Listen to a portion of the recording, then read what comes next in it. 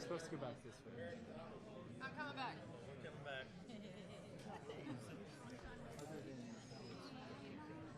Hey, cuz.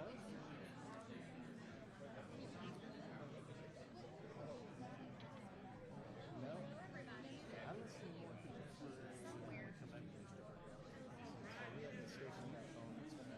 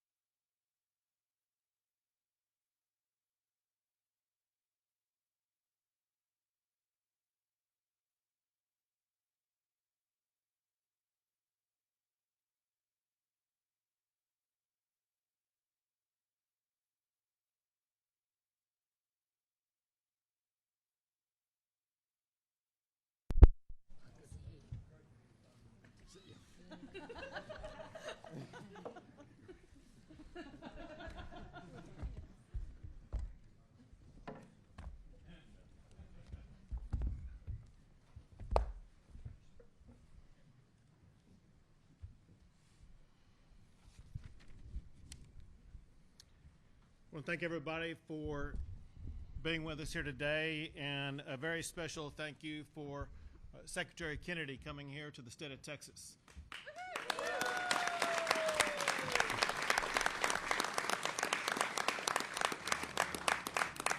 This is an issue that he and I have talked about many times before today, and he has been so excited about what Texas has done to step up and literally lead the nation in this movement that he has catalyzed to make America healthy again, and now Texas is doing its part to make Texas healthy again by the laws I'm signing today. Amen.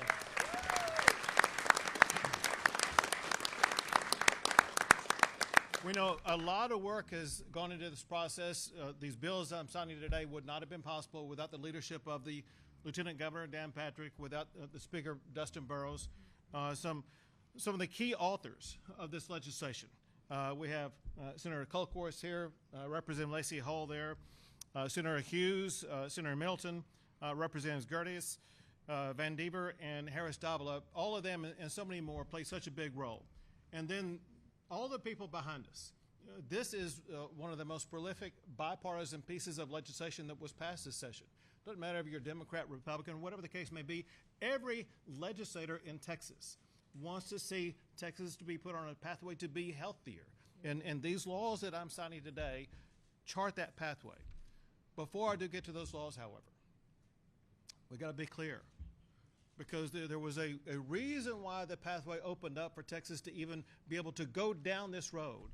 And that's because of the effort that Secretary Kennedy began before he was secretary to galvanize an entire country, if not galvanize an entire globe, about the necessity of everybody living healthier lives. So thank you, Secretary Kennedy, for what you've done to step up in that regard. So making Texas healthy, it's not complicated. It's the usual stuff: eating right, exercising, doing the things that will help to prevent illness. Chronic diseases such as obesity and diabetes are due in part to ultra-processed foods, poor nutrition, and lack of exercise. Senate Bill 25 that I'm about to sign by Senator Colcourse and Representative Hull is known as the Make Texas Healthy Again Act. It promotes healthier living for all Texans by embedding nutrition education across K through 12 schools, higher education, as well as among healthcare professionals.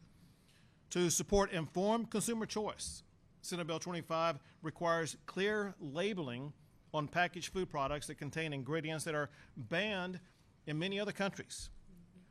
In addition to Senate Bill 25, I'm going to sign Senate Bill 314 by Senator Hughes and Representative Harris Davila. It prohibits schools that participate in the National School Lunch and Breakfast programs from serving foods with additives that are linked to disease, diabetes, and obesity. Then there's Senate Bill 379 by Senator Middleton and Representative Gerdes. It prohibits SNAP benefits from being used to buy sweetened drinks and candy. Taxpayer dollars should not be used to fund chronic health problems in our state.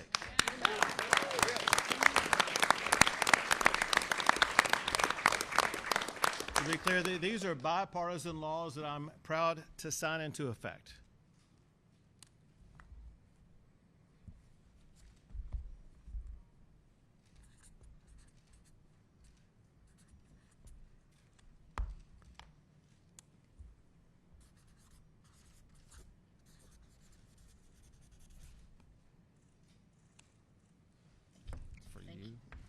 For you. Oh.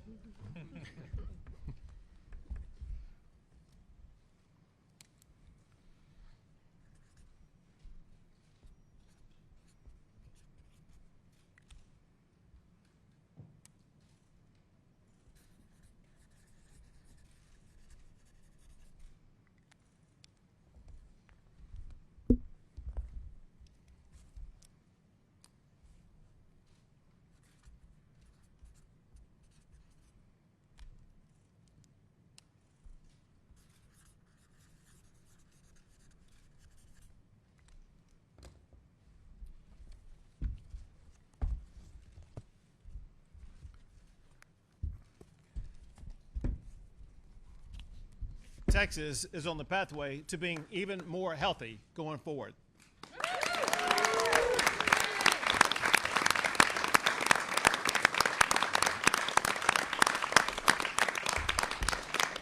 Now, Secretary Kennedy. Thank you very much. Thank you very much, Governor. I'm really happy to be here in Austin today for this historic occasion that puts Texas once again ahead of the nation in leadership. I've been to many, many states doing these kind of signings, to Colorado, to Arizona, Indiana, to Iowa, to Idaho, to West Virginia, and many, many other states. But there are no states, and with the possible exception of Louisiana, that have done more far-reaching legislation than this. And there's no state that fought a harder battle to get here. So I want to thank all the legislatures, the senators. Senator, I spoke to you at the height of the battle when you were taking incoming from everywhere. You were like in a foxhole praying for help. And I also want to recognize a couple of the national leaders here, Brigham Bueller, Jason Karp, and Mark Hyman is supposed to be here today, and Kelly Means are all people who helped launch this movement several years ago, and have spent, in many cases, a lifetime trying to make this a reality. I got involved with this primarily because I came from a big family. I have 7 kids. I had 11 brothers and sisters. I had about 70 first cousins, and I never saw anybody with diabetes. I never knew anybody with a food allergy. I never knew anybody with autism. When I was a kid, and I know what a healthy child is supposed to look like. I'm looking at kids as I walk through the airports today, as I walk down the street, and I see these kids that are just overburdened with mitochondrial challenges, with inflammation. You can tell from their faces, from their body movements, and from their lack of social connection. And I know that that's not how our children are supposed to look. And when my uncle was president, I was a 10-year-old boy. The rate of diabetes in this country, of juvenile diabetes, was close to 0. The typical pediatrician would see 1 case of juvenile diabetes during a 40 or 50-year career. Today, our most recent data show that 38% of our teens are diabetic or pre-diabetic. And so 1 out of every 3 kids who walks through his office door now is at risk or has diabetes. And with autism rates in this state now are 1 in 25. In 1970, the biggest epidemiological study in history was done. It was done in the state of Wisconsin, and they were looking specifically for autism, and they knew what it looked like. And they looked at 900,000 kids. And the rate at that time reported in that study and many other studies at that time was 0.7 per 10,000, so less than 1 in 10,000. Today, it's 1 in every 25 Texas kids. In California, which has the best collecting system, it's 1 in every 19 kids, 1 in every 12.5 boys. And so we're doing something to our children that is unprecedented in human history. We are now the sickest population in the world. We have the highest chronic disease burden of any country in the world. And during COVID, we had 16% of the COVID deaths in our country. We only have 4.2% of the world's population. So we did worse than any country in the world. And if you ask CDC, why did Americans do so badly? They say, well, it's not our fault. It's because Americans are so sick, which is their fault, by the way. And we have more chronic disease than any country in the world. And we know what it is, and we know it's the food that we're eating. It's environmental causes. Genes don't cause epidemics. They may provide a vulnerability, but you need an environmental toxin. And we know it's the food primarily that we're eating. About 25 years ago, there was 0 diabetes practically in China. Today, 51% of the adult population is diabetic or pre-diabetic. How did that happen? They built 20,000 fast food joints in China, and they began importing American processed food. And we know it's making us sick, and we owe it to our children to fix it, to make sure that they're not exposed to these kind of exposures. And one of the ways that we're going to do that is through the SNAP program that the governor just signed. Right now, we spend $405 million a day on food stamps. That's what the taxpayer is spending. 10% is going to sugar drinks. Another 8% is going to candies. So we are poisoning 60% of our kids who are getting food stamps. The poorest kids, the kids who can least afford to get sick. And we are poisoning them. We're giving them diabetes, and then we're paying for it up front with food stamps. We're paying for it again with Medicaid the rest of their lives. When my uncle was president, we spent zero on chronic disease in this country. That was our medical bill for chronic. There was not any treatments. And today we spend about $1.3 trillion a year. It's bankrupting us. It's a national security issue. One, because the economic hit to our nation makes us poorer, less able to defend ourselves, less powerful, less influential around the globe. But also, 8 out of 10 of American kids can no longer qualify for military service. What does that do to our country? There's a fertility issue. Teenagers, American teenagers today, have 50% of the sperm count, 50% of the testosterone as a 65-year-old man. Our girls are hitting puberty 6 years early. And so we're doing something horrible to our children. And the reason you see these legislatures is, as the senator pointed out, this movement is real. The mothers don't want to tolerate it anymore. They see what we're doing to our kids, and they don't want it. And I am so happy that the leadership in this state stepped up, the governor and all these wonderful legislatures, to end this problem. I told President Trump that we are going to end the chronic disease epidemic. We can't do it from Washington. And I'll tell you what, in Washington, all these industries have been banging the door down to come into my office to make deals.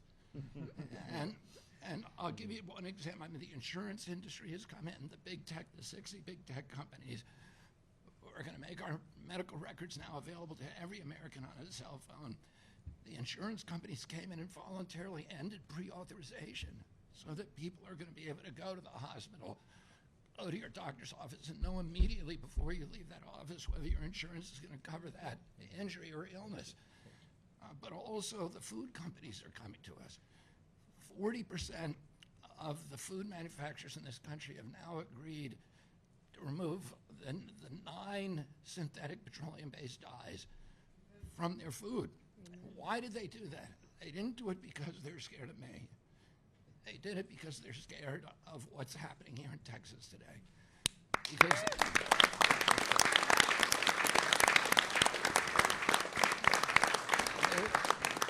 they're very candid about that. They said, we can deal with any kind of certainty.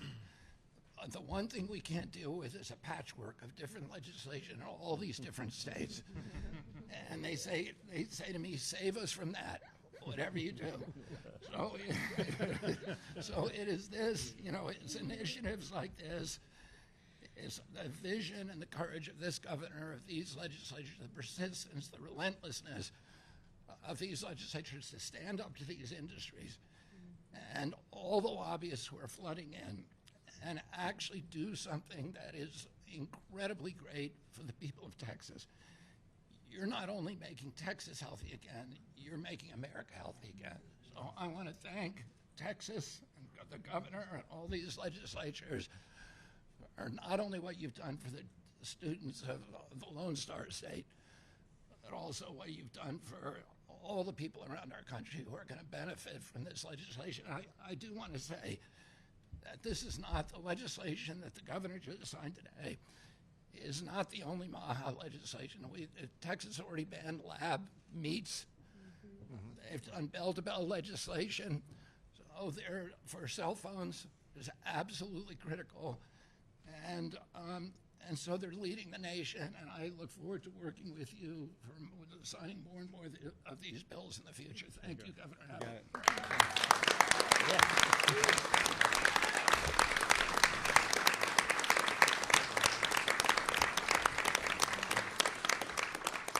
Y'all, please, one more time, give it up for Secretary Kennedy.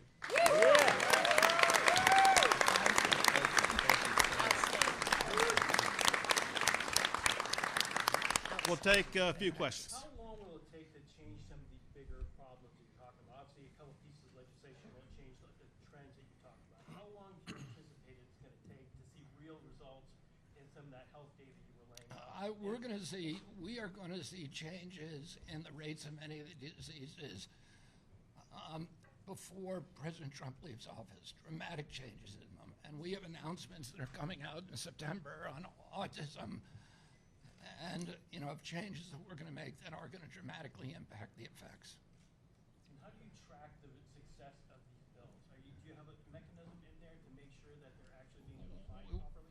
Well, we're going to track it at the CDC. We're actually doing, you saw it during COVID, you saw this data chaos from CDC. And the lack of transparency and the confusion and the deliberate confusion in many cases. And we're ending that now. So we're actually going to be able to gauge whether or not Americans are going to get healthy again. And this kind of legislation is going to show dramatic results very, very quickly. Anybody else? The House, a lot of them behind you, just passed a bill to legalize over-the-counter ivermectin here in the state. What are your thoughts on that bill, and do you see yourself trying to push for that on a federal level? I think it's a really good bill. I think Americans should have the choice. One of the things, one of the policies of the federal government after President Trump left office, because as you remember, President Trump was in favor of ivermectin and hydroxychloroquine.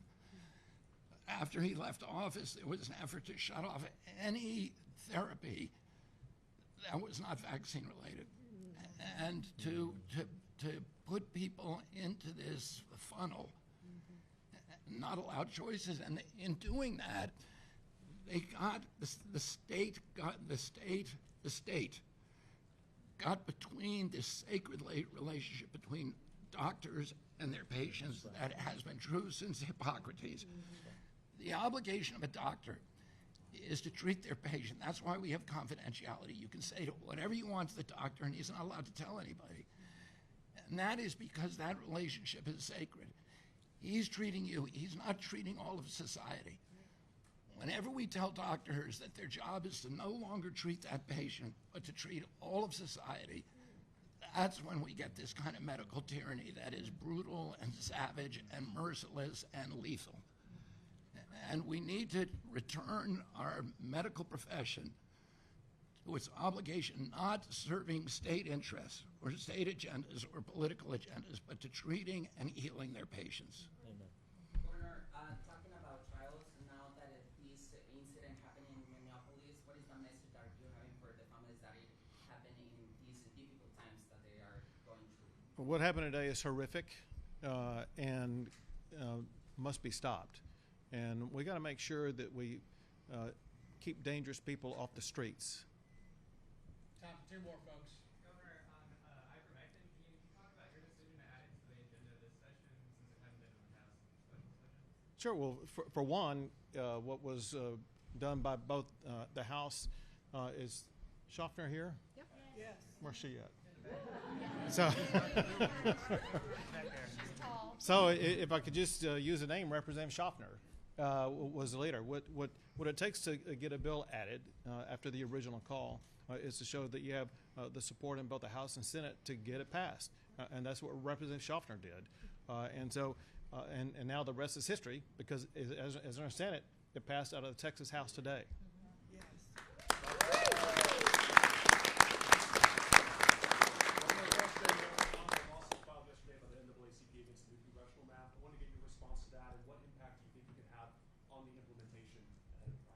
So fully expected, there's litigation. Obviously, there's ongoing litigation. We have every reason to believe we will prevail in that litigation. Those maps should go into effect very quickly, and it's going to result in 5 new Republicans elected to the United States House of Representatives from the great state of Texas. When do you plan to sign it? Say again? When do you plan to sign it? ASAP.